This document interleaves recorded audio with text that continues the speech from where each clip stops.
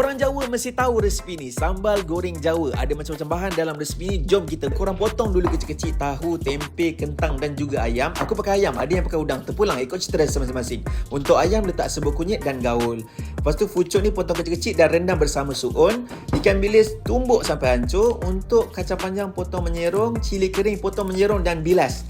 Buang biji dia. Lepas tu korang hiris halia bawang putih dan bawang merah. Untuk serai korang tumbuk. Ni bahan tumisan lah. Lepas tu yang pertama sekali korang kena goreng semua tahu, kentang, tempe dan juga ayam, goreng satu-satu supaya dia lebih cantik lah hasil dia.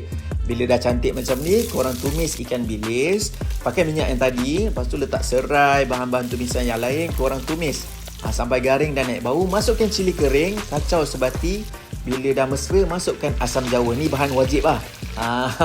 Lepas tu korang masukkan kicap manis, ikut cita rasa, letak garam, masukkan suun dan juga pucuk. Lepas tu masukkan kacang panjang. Akhir sekali masukkan bahan-bahan yang telah korang goreng tadi. Kacau lagi sampai dia pekat. Masukkan cili merah dan cili hijau. Ni orang Jawa nak tanya, untuk menu ni korang selalu makan dengan apa? Cuba kongsi dekat komen.